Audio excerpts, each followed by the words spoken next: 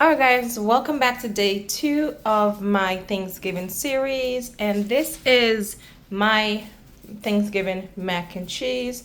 Let's run through the ingredients. So here I'm going to be using a box of corkscrew pasta.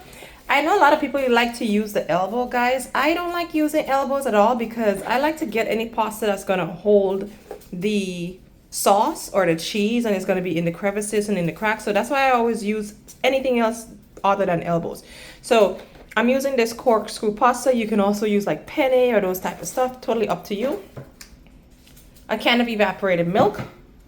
Here I have my seasonings. I have a half a tablespoon of onion powder, garlic powder, paprika, half a teaspoon of black pepper. I have some chicken bouillon and some accent, aka MSG, some mustard, heavy whipping cream. For my cheeses, I'm going to be using 4 different kinds of cheese. I'm using the sharp cheddar cheese. I'm also using this creamy Vermont sharp. I'm going to be using the Gouda because I love that smoky taste the Gouda gives. And I'm also going to be using Parmesan cheese. So let's go ahead and hop into it. First thing first, you want to make sure you salt your water and salt it like the ocean, because that's going to help do your pasta and start off the flavor process. So bring this water to a boil, salt your water, then add your pasta. Now, whatever directions your pasta box gives and tells you to boil within that time frame, boil it at least a minute or 2 less, because remember, it's going to cook again. So as you can see, this one says cook time 8 to 9 minutes. I'm only going to cook this for about 6 minutes because it's going to go back into the oven and bake. You don't want a mushy pasta or mushy mac and cheese. So my water is ready. Let's go ahead and add the pasta. So dunk your pasta into your pan and let it cook for 6 minutes. All right guys, let's get working on the cheese. So I started to slice my cheddar. Now, I can't stress this enough. When you guys are making mac and cheese, if you can, please do not make mac and cheese with that pack cheese, because guys, they put something on that cheese and it, to me, don't give the same texture, consistency, anything like that that you normally would see in mac and cheese. So I try to avoid those pack of cheese at all costs. So preferably shred your own cheese, use it by hand. I put mine through my food processor and let that do the work. So I'm gonna shred this up and then we'll come back. Alright guys, so the pasta is finished, cheese is shredded. Let's go ahead and put it together, work on the roux. So I'm gonna add 4 tablespoons of unsalted butter. And don't laugh at my pan, guys.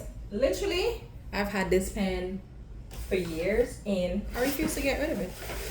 Anyway, so we're gonna go ahead and add to the butter. We're gonna let the butter melt. We're gonna add 2 tablespoons of flour. Well, 1 tablespoon of flour to the butter. And this is pretty much making a roux. So you're gonna cook out the flour and the butter, and you're pretty much gonna do this for about 2 minutes or so. And this is gonna allow you to make a nice creamy base. So let's cook this out. And you're pretty much just going to keep stirring this until it's all not so grainy. So we're cooking out the flour, or the floury taste. All right, so this has been going for about a minute or so. So now we're gonna go ahead and slowly add your evaporated milk. And I'm using half a can of evaporated milk. And you see, as you do it, guys, it's going to thicken up. You add a little bit more. Just add a little at a time so you can bring it all the way together. You don't want it to look like how it's looking. You want it to be very, very smooth. So just keep doing this and stirring it until it gets smooth. Okay, once it's come together like this, you're gonna go ahead and start to add in your heavy cream. Now I'm using 1 can of evaporated milk and a cup of heavy cream because I'm making a very small pan of my mac and cheese. But if you're gonna be doing this for Thanksgiving, you wanna go ahead and pretty much double everything depending on the size of the pan you're making. So we added the heavy cream and this is now thickening up. So let's go ahead and season this with all of our seasonings. Mix that in. Now once all your seasonings are in, make sure you just break it down a bit. And then you want to add some of your cheese into this mixture. Not all of it, so we're going to add like about a quarter amount of the cheese that we're going to be using. And you're going to slowly mix this in until this becomes very, very thick consistency. All right, guys, so your cheese sauce melted in. At this point, you want to go ahead and add, optional, a tablespoon of mustard. And again, that's quite optional. You don't have to. I like it, so I normally add it. And this is what your cheese sauce should I can't talk, should be looking like. So once all the cheese are melted and your sauce is nice and creamy and thick, go ahead and add your pasta to it. Slowly add your pasta in. And then mix everything in, mix it around. And once you do that, you should start seeing like little strings like that. That's how you know your cheese sauce is good. So let's go ahead and put it in the pan. All right, guys, so go ahead and put your mac and cheese in your pan. I'm gonna use my oven-safe baking dish.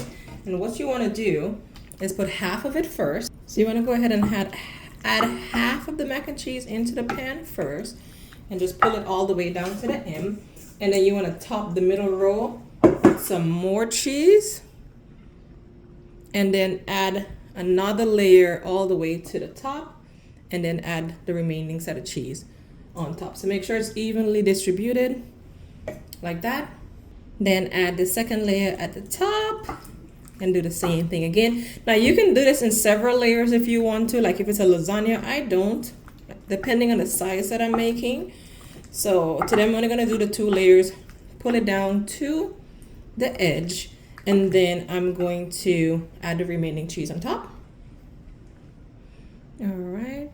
Now I'm gonna go ahead and cover this, guys, in foil. And then I'm going to pop this in a 375-degree oven for about 20 minutes covered. Then I'm going to take it off and pop it back in, unbroil for about 5 minutes just to give the golden crust. And then we'll see what it looks like at the end. Alright, guys, so went ahead and took it out of the oven. I left it in the oven for about 20 minutes and then I broiled it for about 5 so we can get a nice golden crust that you see. This is what it's looking like. As you can see, it's still bubbling. So we're not going to cut into this right now. We're just going to let it cool for about an additional 10 to 15 minutes. And then we'll cut into it. So yeah, this is it. Alright, guys, so it's been a minute and I've allowed it to cool for a couple minutes, not necessarily a minute. Let's go ahead and just cut in. Which part of the mac and cheese do you guys like? Do you guys like the top? I mean, the sides? I like the ends. I don't know, I like the crustiness of it all. All right. And this is what we're having here. Let's go ahead and put some down here. Look at that, guys. Here it is, guys. Like, if you try this, like, there you go. You still have your cheese pull. See that? If you cut into it a little bit hotter, it's going to have more of the cheese pull, but nevertheless, so good. Alright, guys, so that brings us to the end of today's video. Don't forget to like, share, comment, and subscribe. And until next time, peace.